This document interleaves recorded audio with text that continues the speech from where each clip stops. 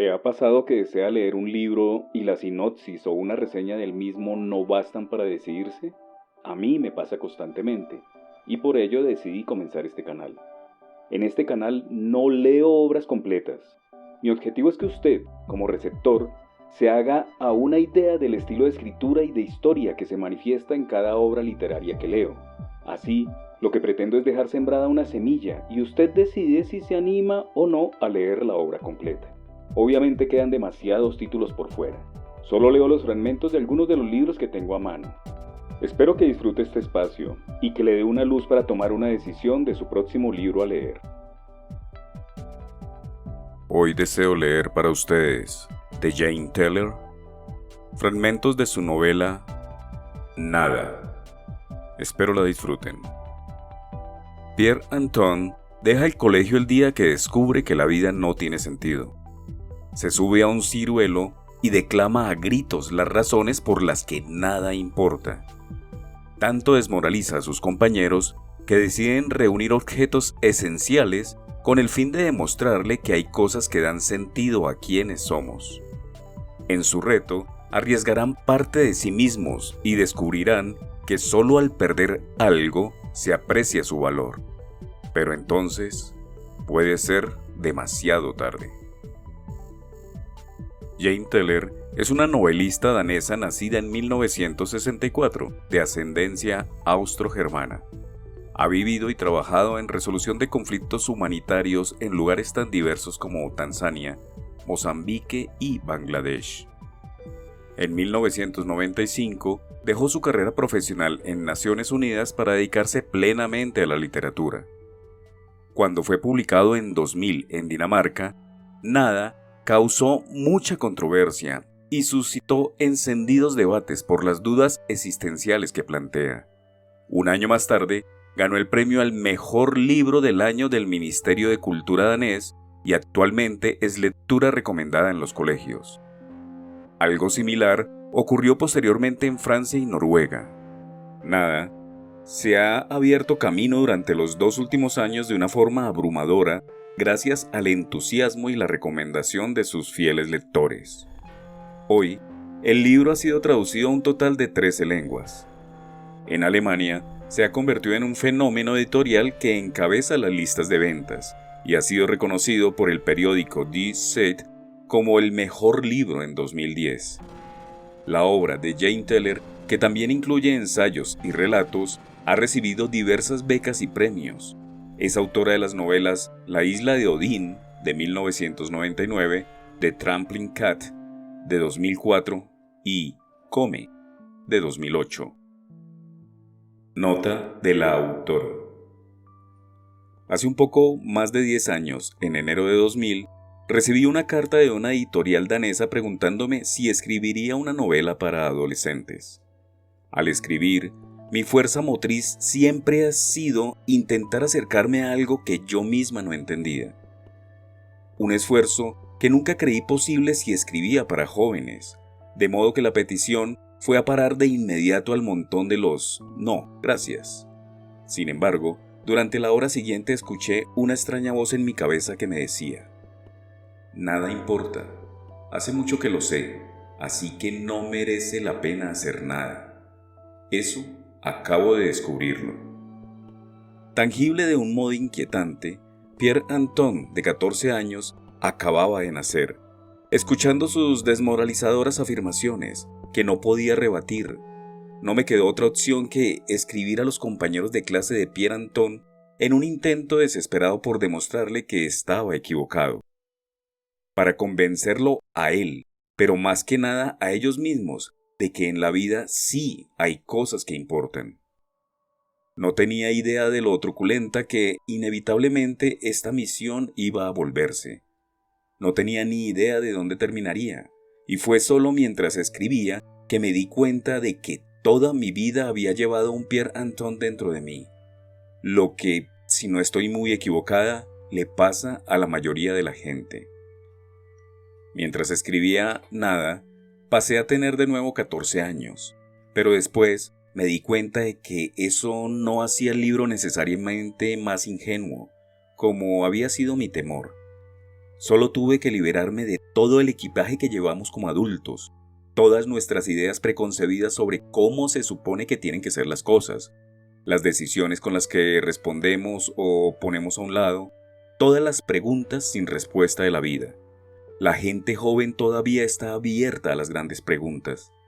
Tienen que buscar un sentido a sus vidas como base de las decisiones que van a tomar cuando opten por un camino u otro en la vida. El volver a tener mentalmente 14 años me ha permitido observar los inmensos interrogantes de nuestra existencia con ojos tan abiertos como los de los jóvenes. Así, nada se convirtió en mi propia búsqueda de sentido. Fue una experiencia extraordinaria y desafiante que finalmente hizo que en mi cabeza me hiciera amiga de Pierre Anton. Para mí, nada ha sido siempre y en primer lugar un cuento que hubiese querido leer con 14 años, un cuento que extrañamente todavía me sentía con la necesidad de leer cuando lo escribí con 35, y la verdad es que todavía me gusta leerlo ahora con 46.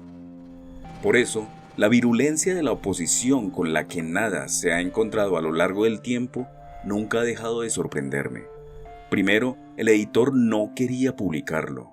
Después, en un lugar tan liberal como Dinamarca, los adultos pensaban que a los adolescentes no se les debería permitir leerlo. Y en una región de Dinamarca fue incluso prohibido en las escuelas durante años.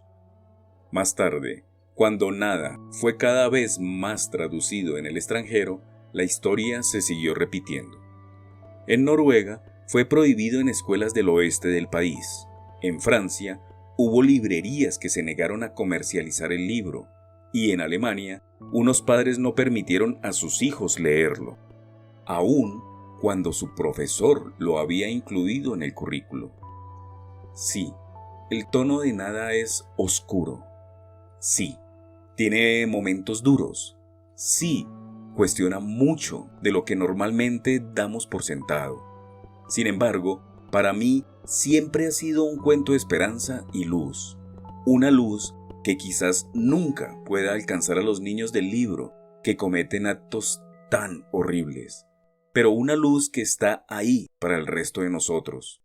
Afortunadamente, algunos lectores eso siempre lo han visto, y nada ha tenido fuertes apoyos a lo largo del camino, a los que siempre estaré agradecida.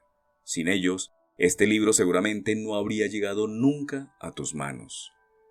Ha llevado tiempo, pero en los últimos 2 años me ha alegrado mucho ver cómo nada gana una creciente aceptación y muchos más lectores. Más importante, yo misma ya no me asusto de Pierre Anton, al que solo estoy agradecida porque me hizo abrir todas las ventanas del oscuro, precario y tentador desván existencial que llevaba conmigo. Ahora hay luz y puedo visitarlo de vez en cuando sin abatirme. Pierre Anton podría tener lógicamente razón si observamos la vida a largo plazo. Pero la cuestión es que no vivimos en el largo plazo, vivimos en el corto, aquí y ahora. Ha abierto mis ojos a lo verdaderamente sorprendente que es la vida, cuando no la reprimimos con artificiales y autoimpuestas reclusiones. Mi deseo es que Pierre Anton tenga el mismo efecto en todos aquellos que alguna vez se crucen con él. Jane Teller, Nueva York, 7 de septiembre de 2010. Bien, y ahora sí, entremos en materia. Nada, de Jane Teller. Esta novela o cuento corto, como la misma autora nos indica, consta de 26 capítulos. Capítulo 1. Nada importa. Hace mucho que lo sé. Así que no merece la pena hacer nada. Eso, acabo de descubrirlo.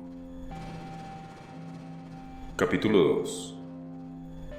Pierre Anton dejó la escuela el día que descubrió que no merecía la pena hacer nada, puesto que nada tenía sentido. Los demás nos quedamos. Y a pesar de que el profesor se apresuró a borrar toda huella de él, tanto en la clase como en nuestras mentes, algo suyo permaneció en nosotros. quizá por eso le pasó lo que le pasó. Era la segunda semana de agosto. El fuerte sol hacía que nos sintiéramos holgazanes e irritables. El asfalto se pegaba en las suelas de goma de nuestras playeras y las peras y las manzanas de puro maduras eran propicias a la mano para usar como misiles. No mirábamos ni a derecha ni a izquierda. Era el primer día de escuela tras las vacaciones de verano. La clase olía a productos de limpieza y a vacío prolongado. Las ventanas nos devolvían reflejos de imágenes nítidas y deslumbrantes y no se veía rastro de polvo de tiza en la pizarra. Los pupitres se hallaban colocados de 2 en 2 en filas rectas como pasillos de hospital, tal y como solo podía ocurrir ese único día del año. Clase de séptimo A. Encontramos nuestros sitios sin que nos apeteciera zarandear la familiaridad de ese orden. Con el tiempo vienen los remedios, viene el desbarajuste. Pero hoy no. Skitzen nos dio la bienvenida con la misma ocurrencia de cada año. Alegraos de este día, jovencitos. No existiría lo que llamamos vacaciones si no existiera lo que llamamos escuela. Nos reímos. No porque la ocurrencia fuera divertida, sino por la forma de decirlo. Entonces fue cuando Pierre Anton se levantó y dijo: «Nada importa, hace mucho que lo sé, así que no merece la pena hacer nada. Eso, acabo de descubrirlo». Con entera tranquilidad se agachó, recogió sus cosas, que precisamente acababa de sacar, y las volvió a meter en la mochila. Se despidió con una inclinación de cabeza acompañada de un gesto de «todo me da igual», y abandonó la clase sin cerrar la puerta tras él. Y la puerta sonrió. Era la primera vez que le veía hacer eso a la puerta. Pierre Anton dejó la puerta entreabierta, como fauces riendo que podían engullirme si me dejaba seducir, y lo seguía. Sonreía. ¿A quién? A mí, a nosotros. Miré a mi alrededor y a todos.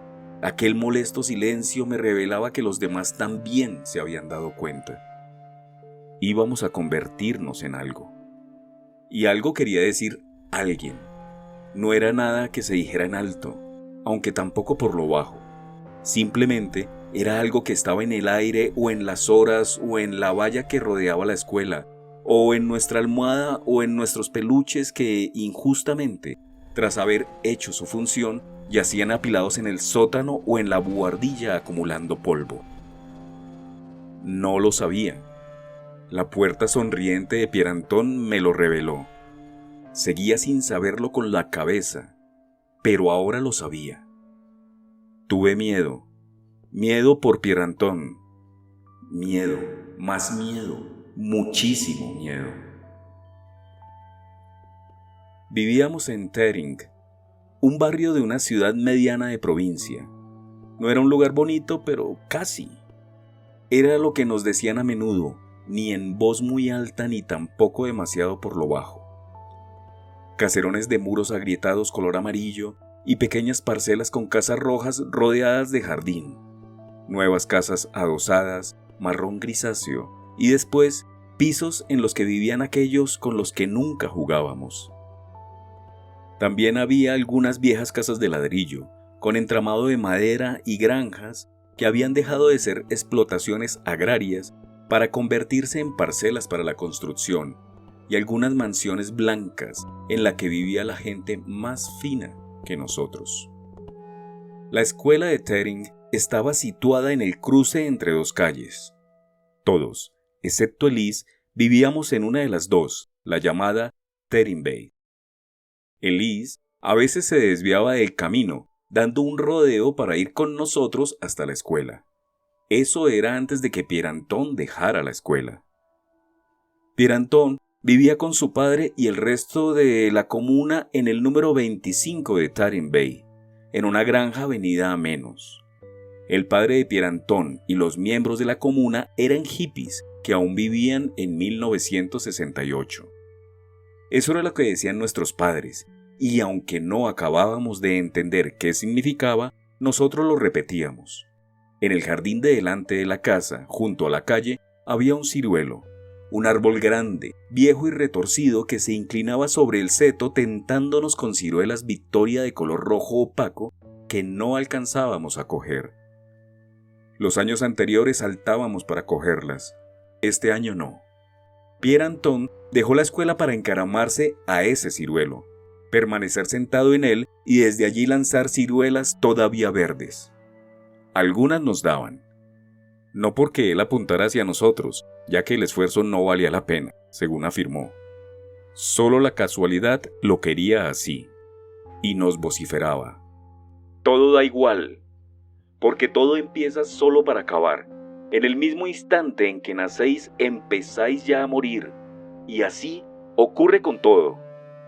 La Tierra tiene 4.600 millones de años, pero nosotros llegaréis como máximo a los 100. Chilló otro día. Existir no merece la pena en absoluto. Y continuó. Todo es un gran teatro que consiste solo en fingir y en ser el mejor en ello. Hasta entonces, no había nada que nos hubiera hecho pensar que Pierre Anton fuera el más inteligente de nosotros, pero de repente nos lo pareció a todos, porque él era el que había dado con algo revelador. Aunque no nos atreviéramos a reconocerlo, ni ante nuestros padres, ni ante nuestros profesores, ni tampoco entre nosotros. Ni tan siquiera en nuestro fuero interno lo reconocíamos. No queríamos vivir en ese mundo de Pierre Anton que nos presentaba. Nosotros íbamos a hacer algo, íbamos a ser alguien. La puerta abierta sonriendo no nos tentaba, de ninguna manera, en absoluto. Por eso se nos ocurrió todo. Que se nos ocurriera a nosotros quizás sea exagerar un poco porque, en realidad, fue Pierre Anton el que nos puso sobre la pista. Fue la mañana en que 2 ciruelas duras, una tras otra, le dieron a Sofía en la cabeza y ella se enfadó de veras con Pierre Anton porque pasaba las horas en el árbol arrebatándonos el coraje. Te pasa las horas muertas ahí, pasmado, mirando el aire. ¿Acaso sea eso mejor que lo nuestro?, le gritó ella. Ni al aire ni pasmado, respondió Pierre Anton. Miro al cielo y me ejercito en no hacer nada. Mierda haces, eso es lo que haces, gritó Sofía enfadada y lanzó un palo hacia arriba, en dirección al árbol y a Pierre Anton, pero aterrizó en el seto lejos de él. Pierre Anton se rió y chilló tan fuerte que se le pudo oír desde la escuela. Si valiera la pena enfadarse por algo, también existiría algo por lo que alegrarse. Si mereciera la pena alegrarse por algo, existiría algo que importara. Y no es así. Todavía levantó la voz un tono más y aulló. Dentro de pocos años, todos, muertos y olvidados, os convertiréis en nada. Así que también vosotros deberíais ya empezar a practicar. Fue entonces cuando tuvimos claro que deberíamos conseguir que Pierre Anton bajara del ciruelo. Capítulo 5. Sophie vivía justo donde Terin deja de ser ciudad y se convierte en campo. Detrás de la casa de muros amarillos donde vivía con sus padres, había un descampado con una cerrería en desuso en uno de los extremos. La cerrería no estaba en funcionamiento e iba a ser derribada para acoger un polideportivo del que los importantes de la ciudad habían hablado durante años. Ya nadie creía realmente en ese polideportivo y, aunque la cerrería estuviera en ruinas, con los cristales reventados y un agujero en el techo, se mantenía todavía en pie y era exactamente lo que necesitábamos.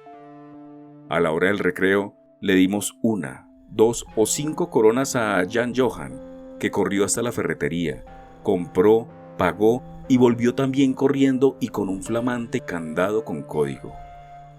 Tuvimos una discusión acerca del código a escoger, porque todos y cada uno de nosotros pensábamos que nuestra fecha de nacimiento era el mejor, pero al final nos pusimos de acuerdo en el 5 de febrero, porque era el día en que Pierre Anton había nacido. 502 fueron los números que nos esforzamos en memorizar, tanto que nos olvidamos de los ejercicios y de escuchar en clase, hasta que el profesor Skilsen abrió sospechas y preguntó si la cocorota se nos había llenado de pájaros o era solo que acabábamos de perder la poca sustancia gris que albergaba. No le contestamos, ni uno solo de nosotros. 5, 0, 2. Teníamos la cerrería, teníamos el candado y sabíamos qué hacer. De todas formas era más difícil de lo que habíamos imaginado. Pierre Anton llevaba un poco de razón en eso de que no importaba nada y no era nada fácil juntar cosas que sí importaran. De nuevo fue Sophie quien nos salvó. Solo finjamos, dijo, y poco a poco dimos todos con algunas triquiñuelas que nos sirvieron de ayuda. Elise recordó que una vez lloró. Tenía 6 años y un perro Schäfer mordió la cabeza de su muñeca. Así que rebuscó a la vieja muñeca y su cabeza descuajada en las cajas del sótano y trajo las 2 partes a la cerrería en desuso. El piadoso Kai trajo un viejo salterío al que le faltaban las tapas y no pocos salmos. Pero a pesar de esto, de la página 27 a la 389 estaba entero y sin más pérdidas. Rick Úrsula entregó un peine nacarado al que solo le faltaban 2 púas. Y Jan Johan contribuyó con un cassette de los Beatles que había perdido el sonido, pero que nunca había sido capaz de tirar. Otros fuimos de casa en casa preguntando a sus dueños si nos podían dar una u otra cosa que significara algo para ellos. Nos dieron con 1 o 2 puertas en las narices, pero conseguimos las cosas más extrañas y nunca vistas. Los ancianos fueron los mejores. Nos dieron perros de porcelana que podían cabecear y que solo tenían alguna pequeña resquebrajadura. Fotografías de padres que ya hacía tiempo que habían fallecido o juguetes de los hijos que se habían crecido hacía mucho tiempo. También nos dieron algunas prendas viejas de ropa, queridas aunque andrajosas. Incluso una rosa de un ramo de novia de hacía 36 años. A nosotras, las chicas, la rosa nos impresionó, porque era algo que importaba, ese sueño de convertirse en una novia de blanco con un bonito ramo en la mano y que besa al hombre que será suyo para toda la vida. Pero entonces Laura, que era la que la había recogido, dijo que la señora se había divorciado 5 años después de casarse, y ya que muchos de nuestros padres estaban divorciados, si es que alguna vez habían estado casados, el sueño podía muy bien irse al traste. El montón de significado crecía y crecía. En pocos días alcanzó la estatura de la pequeña Ingrid. Sin embargo, era de significado endeble. Sabíamos todos muy bien que todo lo que habíamos juntado, en realidad, significaba muy poco para nosotros. Siendo así, ¿cómo persuadiríamos a Pierre Anton de la importancia de aquello? No, nos desenmascararía de inmediato. Nada de nada, en absoluto nada. Una vez más, Jan Johan nos convocó a todos, de modo que tuvimos que reconocer que realmente existían cosas que nos importaban, aunque, por supuesto, no eran muchas ni muy importantes. Pero vale, era mejor de lo que hasta ahora teníamos. Denis fue el primero. Llegó con una pila de libros de la serie Dungeons and Dragons, leídos y releídos. Casi se los sabía de memoria. Y Ole descubrió enseguida que faltaban 4 volúmenes de la serie y Denis tuvo que apechugar y soltarlos también. Primero vociferó y dijo que Ole podía ocuparse de sus asuntos, porque no tenían intención de entregar la totalidad de la colección, que nosotros sabíamos que no era parte del plan, y que éramos repugnantes, todos nosotros. Pero, por supuesto, cuanto más chillaba Denis, más le decíamos nosotros que él mismo podía ver lo mucho que significaban esos libros para él. ¿Y acaso no habíamos acordado precisamente que lo que más nos importara iría a parar al montón para que éste hiciera bajar a Pierre Anton del ciruelo? Cuando Denis entregó los 4 últimos libros de la serie Dungeons and Dragons, fue como si abriera una brecha en el significado. porque Denis sabía que Sebastián estaba prendado de su caña de pescar, y Sebastián sabía que Richard adoraba su balón negro de fútbol, y Richard había notado que Laura siempre iba con sus pendientes de cacatúas africanas. Deberíamos habernos detenido antes de ir más lejos. De un modo u otro, era demasiado tarde, aunque yo hice todo lo que pude. No, a estas no les tengo especial apego, dije. ¡Ja, ja! Se rió Gerda y señaló mis sandalias verdes con plataforma. Me había pasado todo el verano intentando convencer a mi madre para que me las comprara, y solo había accedido ahora que había rebajas y estaban a mitad de precio. Lo sabía, y para ser sincera, fue sin duda por eso que intenté pararlo todo. Que alguien señalara mis sandalias era solo cuestión de tiempo, pero que fuera acompañado de mofa.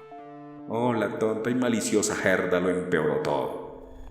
Primero, intenté hacer como si tal cosa, como si no me hubiera percatado de lo que Gerda señalaba, pero Laura no me dejó escapatoria. Las sandalias, Agnes, dijo, y ya no había nada que hacer. Me puse en cuclillas e iba a desabrochármelas, pero no podía hacerlo y me levanté. No puedo, dije. Mi madre me preguntará que dónde están, y entonces los mayores lo descubrirán todo. Creí ser astuta, pero no. ¿Te crees mejor que los demás?, chilló Sebastián. ¿Crees que mi padre no preguntará dónde está la caña de pescar? Y como para dar fuerza a sus palabras, agarró el hilo y el anzuelo que colgaba oscilando en mitad del montón. ¿Y el mío? ¿Dónde están mis libros? ¿Y el mío? ¿Dónde está mi balón de fútbol? ¿Y el mío? ¿Dónde están mis pendientes? Había perdido y lo sabía. Solo pedí que se aplazara la entrega un par de días. Solo hasta que acabe el verano. No hubo compasión alguna, pero permitieron que Sophie me prestara un par de playeras para que no tuviera que volver descalza a casa. Las playeras me iban pequeñas y me hacían daño en el dedo gordo, y en el camino a casa desde la serrería se me hizo más largo de lo acostumbrado. Me eché a llorar al volver a la esquina y enfilar sola el último tramo de la calle hasta mi casa. No entré. Me senté en el cobertizo de las bicicletas donde nadie podía verme ni desde la calle ni desde la casa. Empujé las playeras y les di una patada que las clavó en un rincón.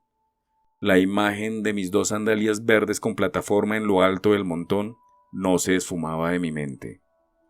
Miré mis pies descalzos y me dije a mí misma que Gerda me las pagaría. Capítulo 10. Yo había puesto el despertador para que sonara a las 10:30, pero no hizo falta. Nunca llegué a conciliar el sueño. Me quedé tumbada con los ojos abiertos durante una buena hora y media antes de que llegara la hora de levantarse. Faltaban 5 minutos para las 10:30. Salté de la cama, cerré el despertador, me puse los pantalones vaqueros y un jersey. Enfundé los pies en mis catiuscas y agarré la linterna que había dejado preparada sobre la mesa. La televisión del salón se oía muy baja. Por suerte, nuestra casa estaba en una planta baja. Sin esfuerzo, pude descolgarme por la ventana de mi dormitorio, poner un libro entre las 2 hojas de la ventana para que no se cerrara y ya iba en camino hacia allí. Hacía más frío del que yo pensaba. Me estaba quedando helada, solo con mi liviano jersey, y tuve que sacudirme en los brazos para mantener el calor del cuerpo. Había valorado quedarme en casa. Pero, ¿de qué habría servido habiendo advertido Ole que si alguien no acudía a la cita en la casa de Richard, los demás se volverían a sus casas y ese alguien tendría que apañárselas para hacer el trabajo solo la noche siguiente? La idea de hallarme a solas en el cementerio por la noche era suficiente para que arrancara a correr. Y eso me fue bien también para quitarme el frío. Faltaban solo 10 minutos para las 11 cuando llegué al cobertizo de las bicicletas de Richard. Han Johan y el piadoso Kai ya estaban allí. Elise no tardó en aparecer, seguida de Richard, que surgió de la puerta trasera de la cocina. A las 11 en punto llegó Ole. «Vayámonos», dijo él cuando se hubo asegurado de que todo estaba en orden. 2 palas las linternas y la carretilla de los periódicos del piadoso Kai.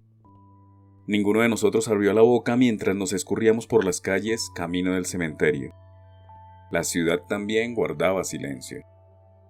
Nunca había demasiada vida por las noches en Tering, y aún menos tarde por la noche un martes corriente. Caminábamos pegados a los setos de la calle de Richard. Giramos hacia abajo por la calle donde Sebastián y Laura vivían. Pasamos corriendo por delante de la panadería y tomando el sendero detrás de la casa de Rick Úrsula, que vivía en la calle principal, para llegar a la cuesta del cementerio sin habernos cruzado más que con 2 gatos en celo que Olé ahuyentó de una patada. La cuesta del cementerio era empinada y el sendero entre las tumbas era de gravilla. Tuvimos que dejar el carrito de los periódicos al lado del portón de hierro forjado. Al piadoso Kai no le hizo ninguna gracia, pero Olé le juró que le pegaría si salía con más majaderías. Las calles resultaban lívidas y bastante lúgubres bajo la amarillenta luz de las farolas. Grandes abetos escondían el cementerio del camino y lo protegían suficientemente de miradas curiosas. Eso por si pasaba alguien, pero también impedían que penetrara la luz de las farolas que ya empezábamos a echar en falta.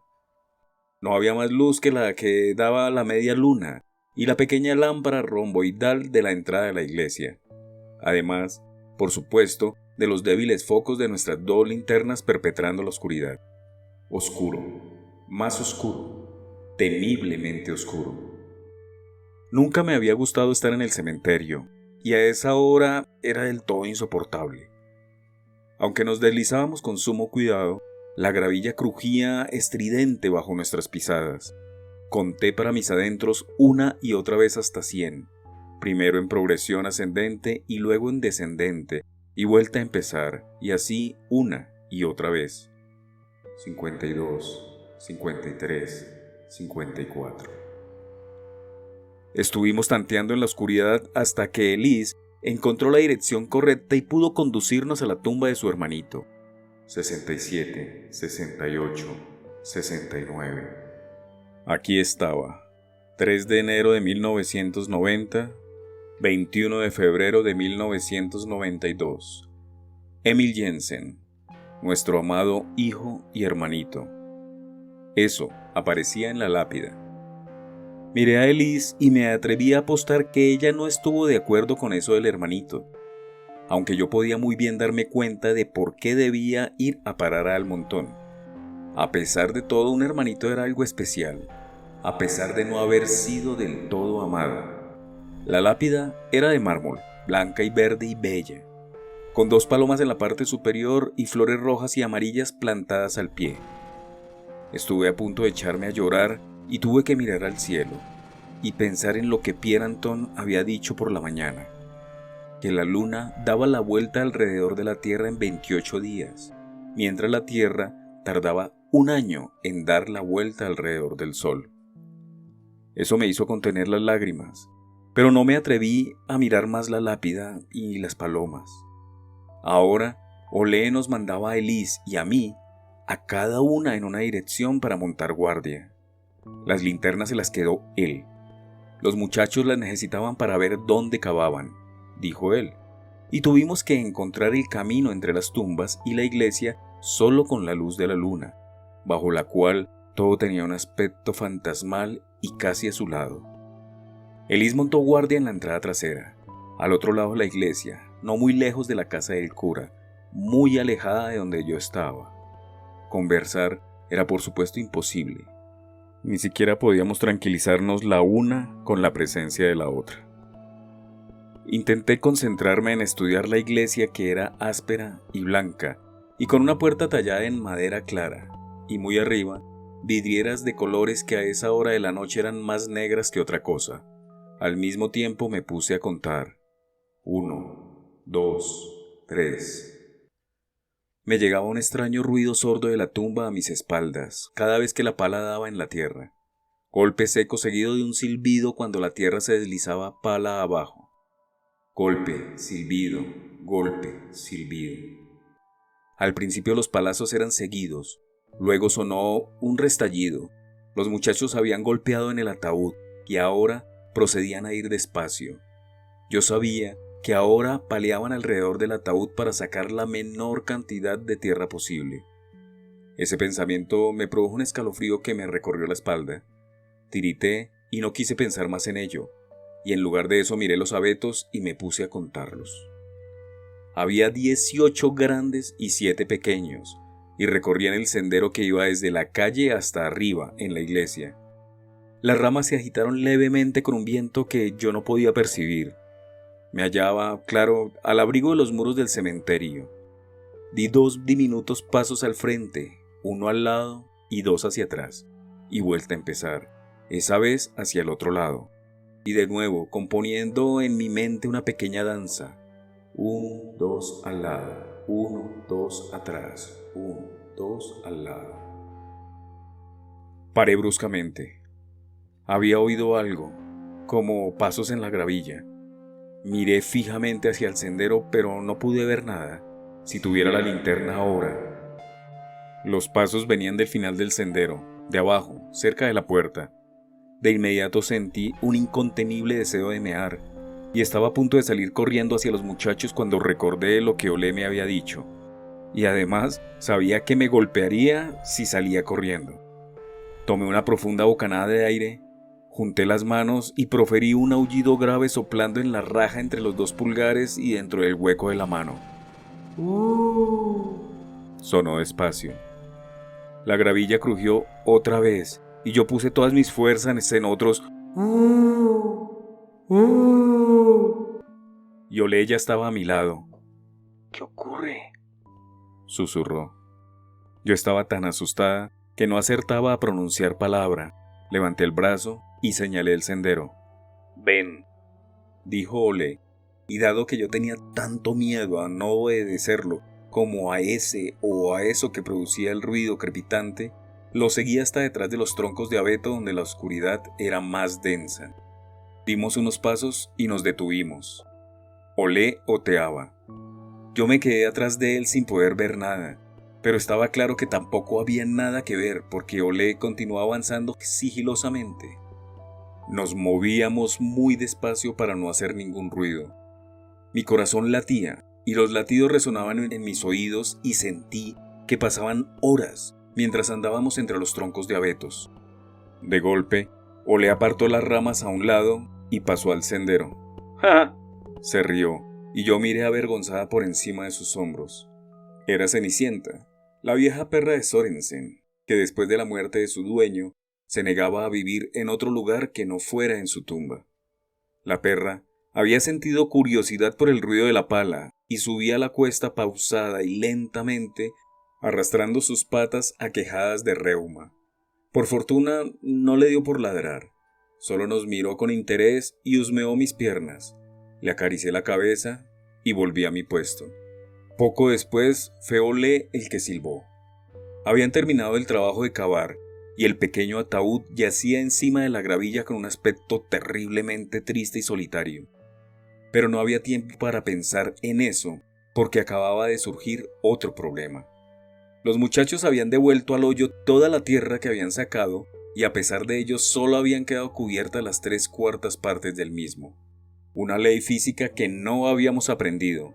Cuando un cuerpo se desentierra, el nivel de tierra del lugar que ocupaba disminuirá proporcionalmente al volumen del susodicho cuerpo sacado. Toda persona que se acercara a la sepultura del pequeño Emil Jensen podría darse cuenta de que el pequeñito ya no yacía allí. Fue entonces cuando Elise se echó a llorar desconsoladamente y sin parar, a pesar de que Olé le dijera que se callase. Nos quedamos helados y sin saber qué hacer. Entonces se me ocurrió que podíamos hacer rodar algunas lápidas de otras sepulturas y echarlas al hoyo para después cubrirlas con tierra. El enterrador las echaría en falta, pero nunca descubriría que estaban en la sepultura de Emil Jensen. Eso si acertábamos a colocar todas las flores tal y como estaban cuando llegamos. Nos costó un buen tiempo y fue más que agotador despejar 2 lápidas y hacerlas rodar hasta la sepultura del pequeño Emil Jensen. Principalmente porque no nos atrevimos a coger las que estaban cerca, por si alguien, a pesar de todo, se daba cuenta de que se había removido la tierra no hacía mucho. Pero al final las tiramos al hoyo y con cantidad de tierra encima, y la gravilla también, y luego las flores, que habían sufrido un poco de desgaste durante el proceso, pero que, a pesar de los pesares, después de sacudirlas un poco con la escoba de Olé, quedaron en un estado pasable. Dieron las 12 en el reloj del ayuntamiento, exactamente cuando terminamos, y nos dábamos la vuelta para mirar el ataúd. Me quedé de una pieza, incluso en la oscuridad pude ver la cara pálida de los muchachos. El reloj del ayuntamiento lanzaba un tañido profundo y hueco, y cada campanada rugía como con un grito fantasmal sobre las sepulturas. Gong, gong, gong. Ninguno de nosotros se movió. No me atrevía ni a mirar ni a cerrar los ojos, y fijé la mirada en Jan Johan, como si fuera la única imagen que le permitiera captar mi retina. No conté las campanadas, pero pareció que eran muchas más de 12. Después de lo interminable que se hizo la última campanada, el silencio nos cubrió de nuevo. Nos miramos nerviosos los unos a los otros. Después Jan Johan carraspeó y señaló el ataúd. «Prosigamos», dijo, y me percaté de lo hábil que había sido evitando pronunciar la palabra ataúd. El ataúd debió de haber sido muy bonito, completamente blanco, cuando lo introdujeron en él al hermanito de Elise. Ahora lo blanco estaba hinchado de forma repulsiva y se resquebrajaba y no quedaba ni rastro de lo bonito que había sido. Un gusano se arrastraba por un poco de la tierra pegada a una esquina de la caja y el piadoso Kai se negó a cogerla antes de que Olé lo hubiera sacudido. Luego la alzaron entre los 4, Olé y el piadoso Kai por un lado, Richard y Jan Johan por el otro. Elise, que dejó de llorar cuando el reloj daba las 12, iba adelante alumbrando con una de las linternas y yo detrás con la otra.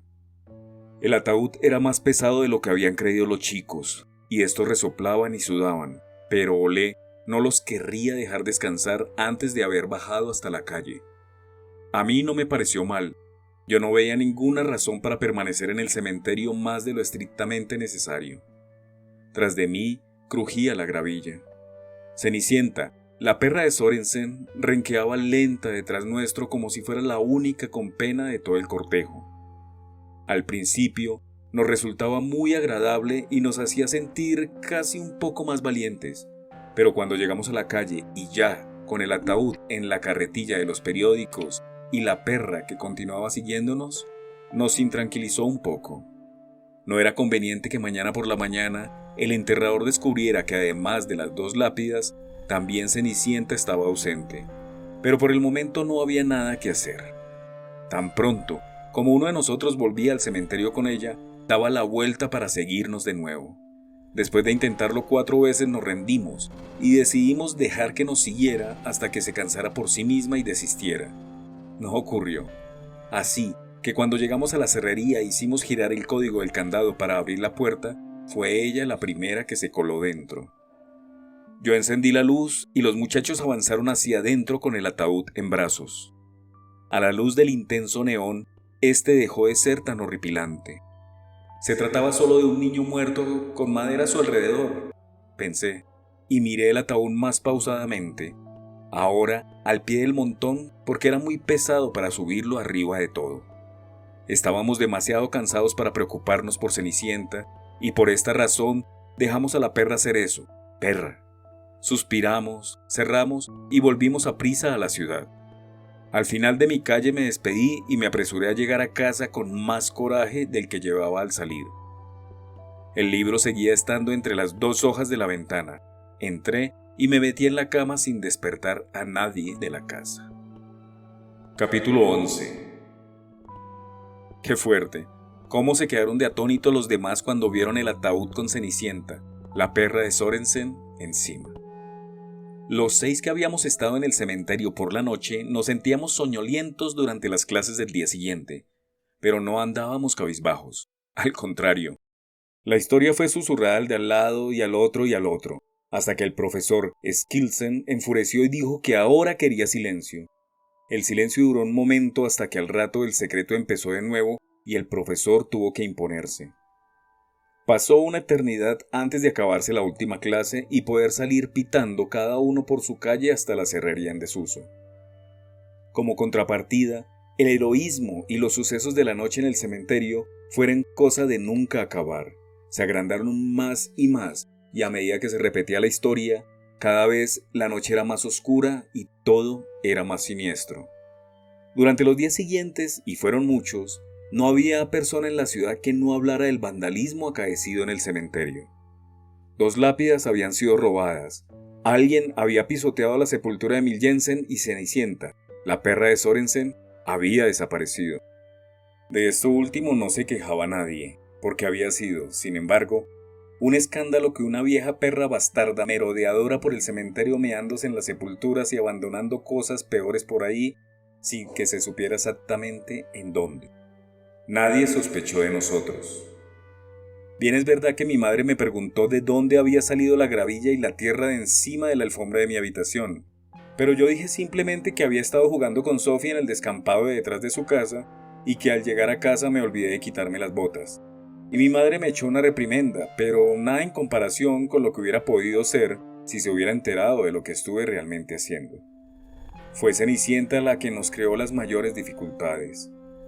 Se negaba a separarse de demasiados minutos seguidos del ataúd del pequeño Emil, que ella pensaba que seguro contenía los restos de Sorensen. Bajo ningún pretexto podíamos pensar en sacarla a plena luz del día. Si alguien nos hubiera visto con ella fácilmente habría concebido sospechas y nos hubiera relacionado con los hechos del cementerio. Sophie, que era de todos nosotros la que vivía más cerca, no podía sacarla después del anochecer.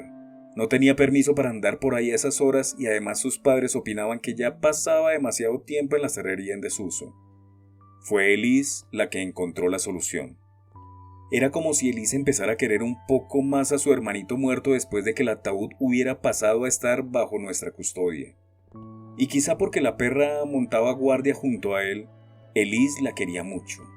Sea como fuere, Elise se ofreció para sacarla cada noche y dar un paseo con ella para que se aireara un poco. Estábamos a mitad de septiembre y oscurecía a eso de las 8:30, así que le daba tiempo de hacerlo y estar en casa antes de la hora de acostarse. De todas maneras, a sus padres no parecía preocuparles que estuviera fuera hasta tarde, según dijo ella, y pareció no saber si eso le agradaba o le disgustaba. «Hay otra cosa», añadió Elise. La miramos expectantes, con el nerviosismo del cementerio. Nos habíamos olvidado de que le tocaba a Elise decidir qué otra cosa iría a parar al montón de significado. «El pelo de Ricky Úrsula». Yo miré a Ricky Úrsula, que de inmediato alzó una mano hasta las trenzas azules y ahora abría la boca, signo de una protesta que yo sabía que sería inútil. «Yo llevo tijeras», gritó Hussain carcajeándose. Sacó una navaja, la mantuvo en el aire y sacó las tijeras. «Se las cortaré yo», dijo Elise. «Yo también quiero, son mis tijeras», dijo Hussain, y se pusieron de acuerdo en cortar la mitad de trenzas cada uno. Azul, más azul, azulísimo. Ricky Úrsula estaba totalmente quieta sin producir el mínimo ruido mientras le cortaban el pelo, pero las lágrimas rodaban por sus mejillas y era como si el azul de su pelo quedara reflejado en sus labios, que se mordió hasta hacerlo sangrar. Miré hacia otra parte para no echarme a llorar yo también. Cortarle el pelo a Ricky Úrsula era peor que cortárselo a Sansón. Sin pelo, ella ya no sería Ricky Úrsula, con sus 6 trenzas azules, y eso significaba que desde entonces dejaría de ser ella. Y pensé que quizá precisamente por eso las 6 trenzas azules eran parte de lo que importaba, pero no me atreví a pronunciarlo en alto, tampoco por lo bajo, porque ella era mi amiga, a pesar de que no fuera esa Ricky Úrsula que llevaba 6 trenzas azules, y fueran alguien tan especial y tan ella misma. Primero Elise le cortó una trenza, después Hussein le cortó la otra. Tuvieron que forcejear porque las tijeras eran malas y su pelo era tupido. Tardaron 20 minutos en cortarle las 6 trenzas. Después, Ricky Úrsula parecía una persona de esas que andan extraviadas y deberían estar encerradas en un manicomio. Las trenzas cortadas se colocaron bellamente apiladas encima del montón de significado. azul, más azul, azulísimo. Ricky Úrsula miró mucho rato sus trenzas. Ya no resbalaban lágrimas por sus mejillas. En su lugar sus ojos brillaban de rabia. Se volvió tranquilamente hacia Hussain y dijo con voz amistosa y con los dientes un poco apretados: tu alfombra de rezos. Capítulo 13. Casi no soy capaz de explicar lo que Sophie debía entregar. Era algo que solo un chico podía haber pedido, y era tan asqueroso y repugnante que casi todos los demás intercedimos por ella. Sin embargo, ella no dijo prácticamente nada, solo no, no, no y no, meneando la cabeza una y otra vez, y casi se le iba también el cuerpo en el movimiento. El gran Hans se mostró despiadado, y nosotros, por supuesto, al final tuvimos que darle la razón en eso de que los demás habíamos sido inflexibles cuando él tuvo que entregar su bicicleta. No es lo mismo, dijimos. ¿Cómo podéis saber que mi bici amarillo neón no significa lo mismo para mí que la inocencia para Sophie? No podíamos saberlo. Así que a pesar de la aversión que sentíamos, se acordó finalmente que sería el gran Hans quien la ayudaría en la entrega esa misma noche en la cerrería en desuso. 4 de los muchachos se quedarían para asistirlo en caso de que fuera preciso. Al resto, se nos mandaba a casa para que no se nos ocurriera salir en ayuda de la muchacha. Ese día fue un día escolar feísimo. Sophie estaba de un pálido cadavérico, sentada en su silla y sin abrir la boca, ni siquiera cuando alguna de las chicas intentaba consolarla. Las demás, al final ya no nos atrevíamos a decir nada. Estábamos aterrorizadas pensando en lo que iba a ocurrirle, y eso era casi peor que cuando montábamos bulla, porque ese silencio absoluto durante una hora nunca se había visto en nuestra clase. El profesor Skilsen estaba a punto de sospechar algo y empezó a decir que nuestra clase se había comportado de forma muy extraña desde el inicio del curso. Tenía razón, pero por suerte no lo vinculó al pupitre vacío de Pierre Antoine. Si se hubiera puesto a hablar de él, no estoy segura de si habríamos conseguido mantener la máscara puesta. Mientras Skilsen hablaba y hablaba sobre nuestro extraño comportamiento desde agosto, me giré y miré a Sophie. Creo que no se lo hubiera reprochado si en ese preciso instante se hubiera chivado de todo. Pero no lo hizo. Estaba totalmente quieta, tan blanca como debía de haber sido el ataúd nuevo del pequeño Emil. Y a pesar de todo, tranquila y entera, tal y como imaginaba yo que las santas debían de abrazar la muerte. Me puse a pensar en el inicio de todo, y en cómo Pierre Antoine nos vociferaba sin parar subido desde el ciruelo, mañanas y tardes cuando pasábamos por delante del número 25 de la calle Tering. No solo nosotros íbamos a acabar mal de la cabeza, tenía pinta de que él mismo enloquecería si no conseguíamos pronto que bajara del árbol. Los chimpancés tienen el cerebro y el ADN casi igual al nuestro, había gritado ayer meciéndose en las ramas. No tiene nada de especial eso de ser una persona. Y hoy por la mañana, hay 6.000 millones de personas en la Tierra. Son demasiadas. Pero en el año 2025 seremos 8.000 millones y medio. Lo mejor que podemos hacer para el futuro del mundo es morirnos. Debía de sacar todos esos conocimientos de los periódicos. No sé de qué puede servir juntar todo el saber de otros. Es suficiente para arrebatar la valentía de todo aquel que no es adulto y todavía no ha experimentado por sí mismo. Pero los adultos aman acumular conocimientos claros, cuanto más mejor, y da igual que sean el saber de otras personas y algo que solo puede hallarse en los libros. Claro que sí, Sophie hacía bien en apretar los dientes. Había algo que importaba a pesar de todo, aunque ese algo fuera algo que iba a perder. No sé exactamente qué sucedió esa tarde cuando el gran Hans ayudó a Sophie a entregar su inocencia. Al día siguiente, solo había allí una pizca de sangre y algo de mucosidad en un pañuelo a cuadros que estaba en todo lo alto del montón de significado. Y Sophie caminaba de forma rara, como si sintiera dolor al mover las piernas. No obstante, era Sophie la que se mostraba orgullosa e inaccesible, mientras que el gran Hans, solícito, corría a su alrededor como si intentara complacerla. Seguro que quiere hacerlo otra vez, Susurró Gerda a mi oído y se rió maliciosamente, olvidando por completo que no me hablaba desde lo de Oscarito. No le respondí, pero más tarde intenté sacarle a Sophie qué había sucedido y cómo. No quiso contarme nada. Se limitaba a andar por ahí con un aspecto de haber descubierto un secreto que, si bien era terrible, le había dado acceso a la clave de algo de enorme significado. ¿Enorme significado? ¿Mucho significado? ¿El máximo significado? Solo faltaban 3 entregas para que pudiéramos mostrar a Pierre Anton el montón de significado. Entonces, él nos prometería que nunca más se quedaría allí sentado en el ciruelo chillándonos. Faltaban el piadoso Kai, la guapa Rosa y Jan Johan. Sophie escogió al piadoso Kai. Debía entregar a Jesús clavado en la cruz. Capítulo 15. Del piadoso Kai no esperábamos mucho, pero nos dejó a todos con la boca abierta. Quería la cabeza de Cenicienta. Resultaba rarísimo, principalmente porque Cenicienta no pertenecía a ninguno de nosotros. Ciertamente tal vez significaba más para Elise, pero ella ya había entregado el ataúd de su hermanito. Solo faltaban la guapa Rosa y Jan Johan. ¿Y por qué razón entregar la cabeza de la perra iba a significar más para uno de ellos dos que para los demás? El piadoso Kai insistía. «Acaba ya con eso, Kai», dijo Ole. «La cabeza de Cenicienta», exigió él.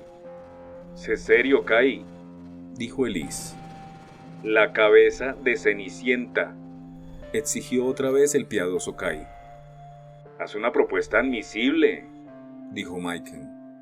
«La cabeza de Cenicienta», continuó exigiendo el piadoso Kai, inflexible dijéramos lo que le dijéramos. En realidad sabíamos muy bien el porqué. Desde que Jesús fue arrastrado al montón de significado, y de eso hacía 5 días, Cenicienta había usado la cruz de madera para su váter personal, tanto para lo menor como para lo mayor. Jesús crucificado había perdido ya buena parte de su divinidad con sus 2 piernas rotas. Pero ahora, con la continua actividad de la perra, pronto no quedaría mucha esperanza de recuperarla. Pero aún así, al final le dijimos al piadoso Kai que escogiera algo que tuviera un especial significado para la guapa Rosa o para Jan Johan. «Vale», dijo. «Entonces que la guapa Rosa le corte el cuello a Cenicienta». Ahí nos pilló a todos. La guapa Rosa no soportaba ver sangre, y por eso la acción adquiriría un especial significado para ella. No se hable más. Esa vez lloraron 2. La bella Rosa lloró y suplicó piedad, diciendo que era incapaz de hacerlo, que se desmayaría a mitad y quizá tendría un ataque epiléptico, tendría que ir a emergencias y no sería ya nunca más la misma. Elise lloró como nunca lo había hecho sobre la tumba de su hermanito. No nos apiadábamos de ninguna de las 2. Por un lado, la bella Rosa debía calmarse. La cabeza de Cenicienta era un sacrificio sustancialmente menor que el de muchos de nosotros tuvimos que hacer. Por otro lado, todos habíamos sospechado que Elise no había hecho ningún gran sacrificio, y que en realidad se había alegrado de que se desenterrara el ataúd de su hermanito. El piadoso Kai obtuvo 2 sacrificios con una sola oración. El padre de Jan Johan era carnicero y tenía la tienda en la misma casa donde vivía la familia. Y después de un par de intentos fallidos, logró zafarse con un largo cuchillo de cortar carne recién afilado. Se lo trajo a la serrería y lo clavó en uno de los pilares donde esperaba reluciente para que la guapa Rosa se concentrara. Fue más rápido de lo que habíamos imaginado. Cuando salimos de la serrería esa tarde de otoño fría y ventosa, Cenicienta había afinado y su cabeza nos miraba colérica desde encima de todo el montón, mientras su cuerpo seguía encaramado al ataúd del pequeño Emil, ahora más rojo que blanco y desconchado. Blanco, rosado, rojo como muerto. A la guapa Rosa se le había visto extrañamente impasible durante todo el día en la escuela. Más tarde afirmó que estuvo a punto de desmayarse, que había sido peor que repugnante y que había apagado la luz de la serrería para no ver la sangre. Eso de apagar la luz tal vez había sido bastante buena idea, porque al ver ella el ataúd con la sangre y el cuerpo de Cenicienta sin cabeza, se desplomó sin previo aviso. El gran Hans y Olé la trasladaron al otro extremo de la serrería y colocaron algunos tablones de madera delante para que impidiera la visión del ataúd y Cenicienta. A ella no se atrevieron a tumbarla afuera por si pasaba alguien en ese momento. Jan Johan miró el cuchillo que volvía a estar clavado en el pilar, ahora totalmente oscuro de sangre seca. ¿Quién hubiera creído que vivía una matarife dentro de la guapa rosa?, irrumpió este carcajeándose. Quizá no se habría reído tanto si hubiera sabido cuál iba a ser la contribución de la guapa rosa. Capítulo 16. Había algo sospechoso en ello. No en que la guapa rosa hubiera podido cortarle el cuello a Cenicienta sin tambalearse y después se hubiera caído redonda al ver la sangre en el ataúd, aunque eso fuera ya bastante raro en sí. No, lo sospechoso afloró cuando la guapa rosa pidió el dedo índice de la mano derecha de Jan Johan.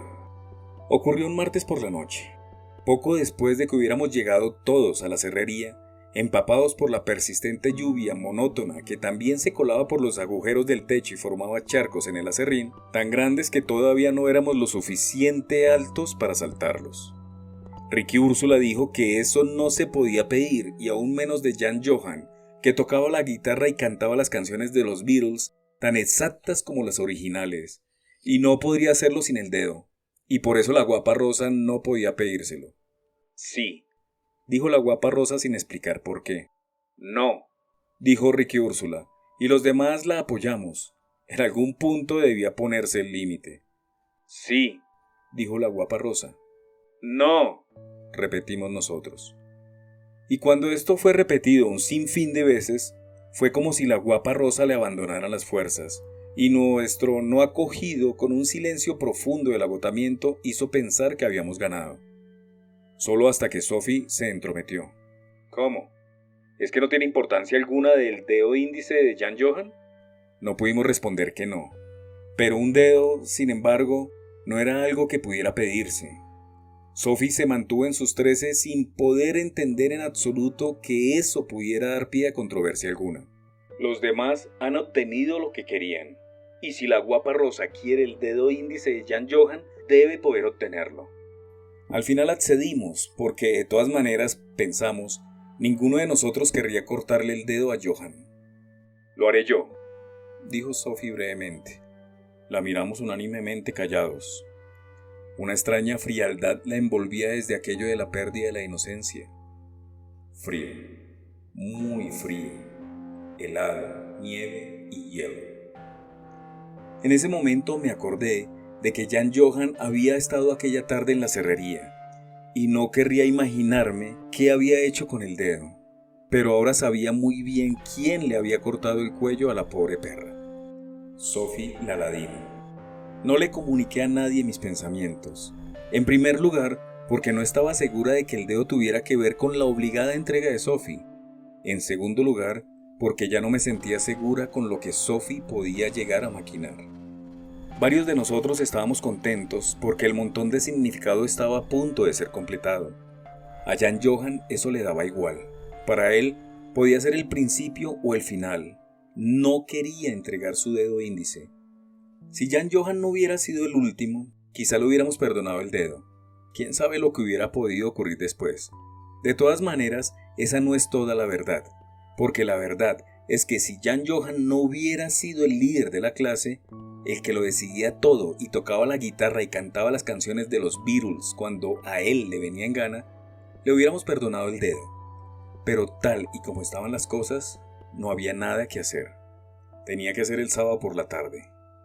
Primero Sophie le cortaría el dedo, y después le haríamos un vendaje cubriéndoselo, y por último, el piadoso Kai lo transportaría a casa de sus padres en la carretilla de los periódicos para que lo llevaran a urgencias y allí le hicieron un vendaje como es debido. El domingo iríamos en busca de Pierre Antoine. No sé lo que hubiera pasado si Jan Johan no se hubiera chivado. Sucedió que la policía fue a la serrería antes de que tuviéramos ocasión de llevar a Pierre Antoine allí. Seguíamos allí todos cuando él llegó. Lo que luego dijeron por escrito nuestros padres fue que, además de 20 impasibles alumnos de séptimo, encontraron un maloliente montón con un contenido singular y macabro. Entre otras cosas, había un perro decapitado, un ataúd de niño, posiblemente con contenido. En consideración a que constituía una prueba no quisieron abrirlo, un dedo sangrante, una figura de Jesús víctima del vandalismo, una Dannebrog, una serpiente sumergida en formol, una alfombra de rezos, un par de muletas, un telescopio y una bicicleta amarilla neón, etcétera, etcétera. Capítulo 20. Todo esto ya sucedió antes, Gritó Pierre Anton con una nube de vaho helado que rodeaba el oscuro agujero del pasamontañas. Ahora esto es noticia, y todo el mundo tiene la mirada volcada en Terin. El mes que viene Terin será olvidado y el mundo entero estará en otro lugar. Dijo y escupió desdeñoso en la acera, pero no nos dio, ni con sus esputos ni con sus palabras. ¡Cállate la boca! Chilló John Johan. Solo nos tienes envidia. Solo nos tienes envidia, solo nos tienes envidia, solo nos tienes envidia. Cantamos como un jubiloso eco. Éramos famosos y no existía nada que pudiera derrocarnos. No existía nada que pudiera derrocarnos porque éramos famosos. Capítulo 23. Ocurrió de repente. Aunque ahondando en ello y pensando en lo sucedido los últimos días, podía uno darse cuenta de que ya se debía venir. De pronto Sophie se mostraba pacífica e indulgente cuando estaba con nosotros en la serrería, y de pronto se ponía a correr dándose cabezazos contra los pilares y lanzando patadas al serrín para rociar con él el montón de significado. Y se hubiera encaramado a él y lo hubiera despellejado de no ser por Olé y el gran Hans que la inmovilizaron. Era el día antes de que la gente del museo viniera a empaquetar el montón de significado y llevárselo, y el significado, o lo que quedara de él, abandonaría Terin para siempre. No es suyo, es nuestro significado. Chilló Sophie y entonces caímos en la cuenta de que era la primera vez en 6 días que Sophie hablaba. Se lo hemos vendido. El significado no se vende.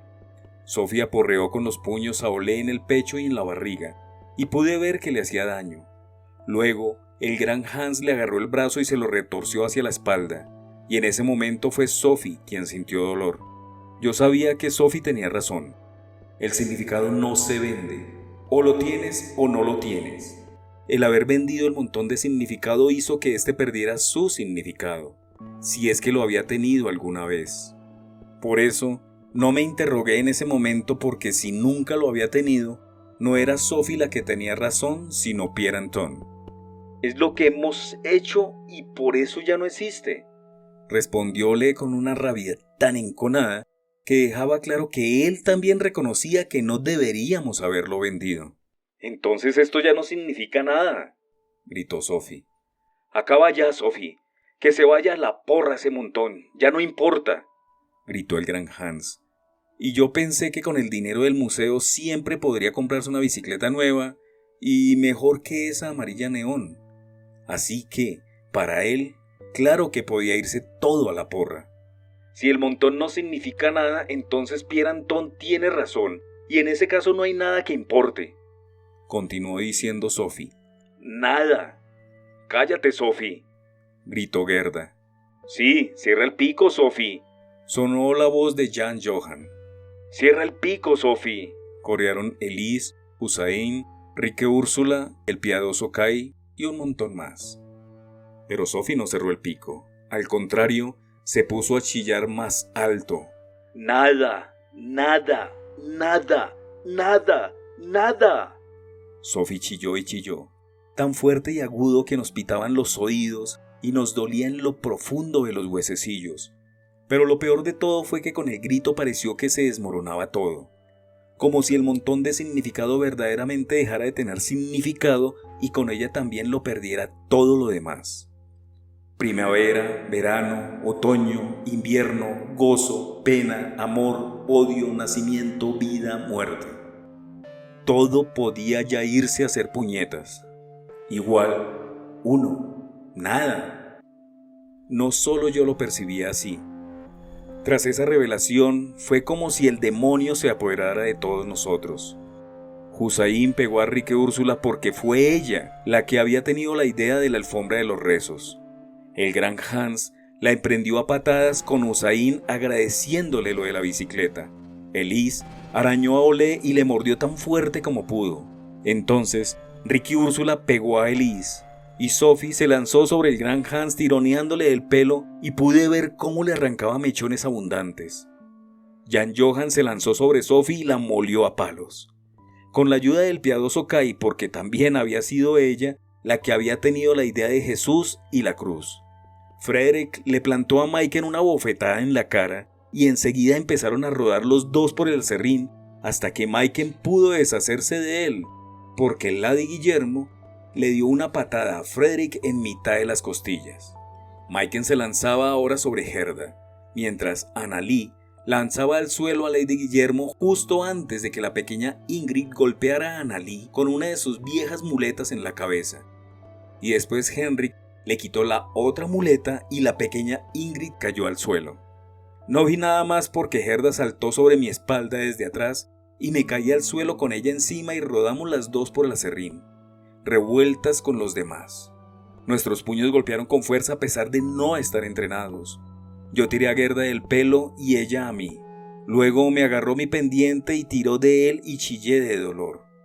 Aprovechando su sorpresa por haberse quedado con el pendiente en la mano, pude quitármela de encima y me levanté de un salto. Me palpé la oreja y mi mano quedó mojada de asquerosa sangre caliente. Y también había sangre esparcida por la barahunda de cuerpos combatiendo que mi mirada captó. Brotaba de los rostros de mis compañeros de clase y despacio iba manchando tanto el aserrín como el suelo de cemento. Parecía que quisiéramos matarnos. Y de pronto supe que tenía que ir a buscar a Pierre Anton. Conseguí deshacerme a patadas de Gerda, que me agarraba por las piernas. Con un esfuerzo salí del tumulto. Desaparecí por la puerta y bajé corriendo por la calle. Corrí todo lo rápido que pude, como nunca antes había corrido. Resollaba y me dio una punzada y un dolor de garganta en las piernas. Pero seguí corriendo. No sabía qué le diría a Pierre Anton para conseguir que me acompañara a la cerrería. Solo sabía que necesitaba, que tenía que llevármelo. Pierre Anton estaba sentado en su rama del ciruelo y vacío miraba a la nada. Pude ver su suéter azul desde lejos, entre los incipientes brotes verde claro. No paré de correr hasta llegar al árbol. Me detuve súbitamente en la acera y por un momento no pude decir palabra. Tosía, escupía y jadeaba en busca del aire que se negaba a llegar a mis pulmones.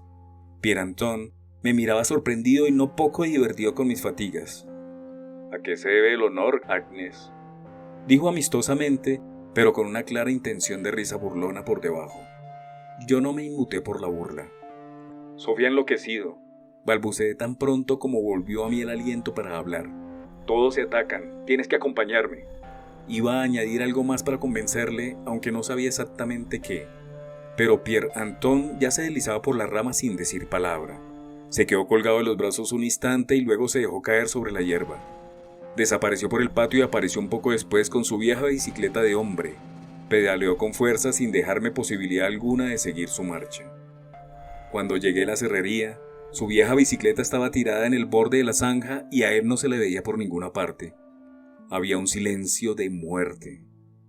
Abrí la puerta con precaución y entré. Una terrorífica visión apareció ante mí. La clase séptimo A rodeaba a Pierre Anton formando un medio círculo. Las narices golpeadas y torcidas, las cejas abiertas, les faltaban dientes, los labios manchados e hinchados, los ojos azules y rojos, alguna oreja medio arrancada, y un par de ellos parecía que casi no se podían tener en pie. Todos estaban empapados de sangre y aserrín. Pero no fue eso lo que vi. Lo que vi fue odio. Odio. Más odio. De todos contra todos. Cerré la puerta y avancé pegada a la pared de la cerrería. Pierre Anton los miraba uno a uno. Sois, maldita sea, una pandilla de idiotas, estalló, y meneando la cabeza se adelantó un poco. Si no existe nada que importe, no hay nada por lo que enfadarse. Y si no existe nada por lo que enfadarse, tampoco existe nada por lo que pelearse. Los recorrió a todos con la mirada como retando cada cual a oponerse a lo dicho. Así que, ¿qué están haciendo? Dio una patada al aserrín, miró en dirección al montón y soltó una carcajada burlona. ¿Se pelean por ese montón de basura? Y lo señaló desdeñosamente, pero mirándolo se quedó absorto en algo, aunque no era posible saber en qué. Se acercó un poco más y caminó con lentitud alrededor del montón. Durante un rato contempló el ataúd del pequeño Emil con el cuerpo putrefacto de Cenicienta encima. Examinó la cabeza de la perra en lo alto del montón. Después dejó deslizar la mirada por encima, del telescopio a la Dannebrog y al Jesús crucificado, y de los guantes de boxeo a la serpiente sumergida en formol, a las 6 trenzas azules y a la bicicleta amarillo neón sobre la alfombra de rezos, a Oscarito muerto y al tieso dedo índice de Jan Johan. Entonces descubrió algo que no entendía. ¿Por qué esa tela? Preguntó señalando el pañuelo a cuadros. ¡Es significado!, gritó Sophie histérica. ¡Es significado! Pierre Anton desplazó la mirada de ella hacia nosotros. Fue como si algo empezara a cobrar conciencia en su mente. ¡Ah, sí! Se trata de significado, gritó colérico agarrando a Sophie. La tenía sujeta por los hombros y la zarandeó hasta que dejó de gritar. ¿Y por eso lo habéis vendido? ¡Significado!, dijo Sophie con voz apagada. ¡Significado! dijo Pierre Anton, quien se rió burlón. Si este montón de basura ha significado alguna vez algo, dejó de hacerlo el día en que les pagaron por él. Se volvió a reír. Soltó a Sophie y miró a Gerda. ¿Cuál es el precio por Oscarito, Gerda? ¿Cuál es? Gerda no respondió. Tan solo se sonrojó y miró al suelo. Pierre Anton contempló la bandera y volvió la vista hacia Frederick. La patria, se burló.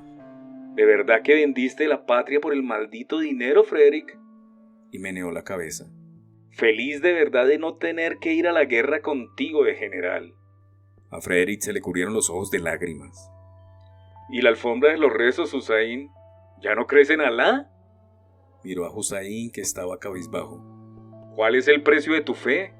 Pierre Anton continuó, nombró los objetos del montón uno a uno, y nosotros también empequeñecimos uno tras otro. ¿Y tú, Jan Johan? ¿Por qué no te permitías perder todas las manos si de todas maneras has mandado tu dedo al diablo y lo has vendido a tu mejor postor? ¿Y tú, Sophie? ¿Qué te queda tras venderte a ti misma? No le respondimos. Permanecimos allí plantados, rascando el serrín con los pies y sin atrevernos a mirar a Pierre Anton ni los unos a los otros. Si eso hubiera realmente significado algo, no lo habrían vendido, ¿verdad? Concluyó con eso su parrafada manoteando en dirección al montón de significado. Pierre Anton había ganado. Pero entonces cometió un fallo. Nos dio la espalda.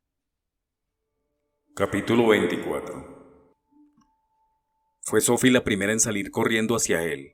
Si los demás nos hubiéramos quedado quietos, Pierre Anton se la hubiera sacado fácilmente de encima, pero no lo hicimos. Jan Johan la siguió, después Hussein, luego Frederick, Elise, Gerda, Annalí, el piadoso Kai, Olé y el gran Hans, y ya no quedaba sitio en su cuerpo para pegarle al mismo tiempo. No sé si fue horroroso o no.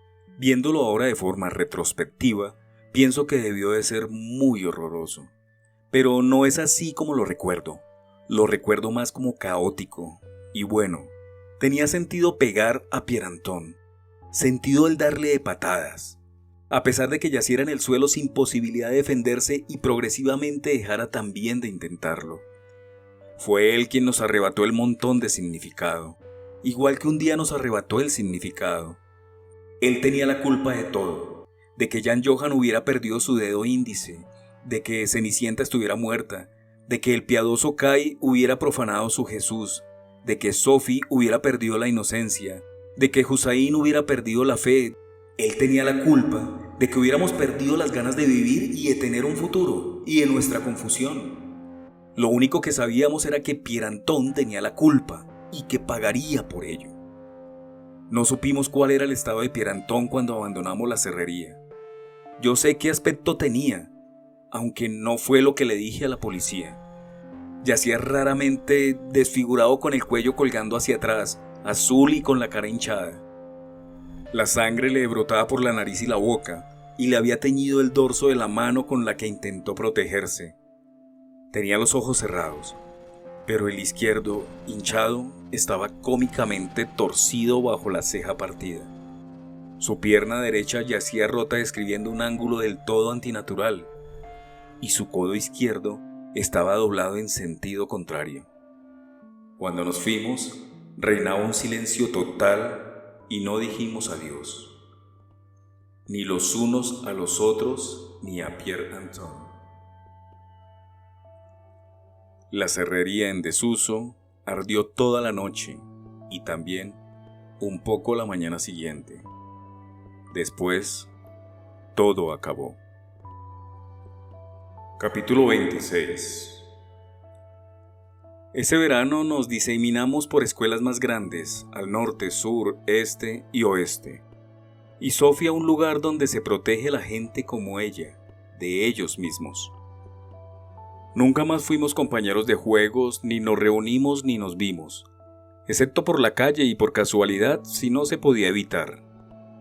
Nadie ha intentado reunirnos para conmemorar aniversarios de clase o cosas similares, y dudo de que alguien de nosotros acudiera si los profesores nos convocaran.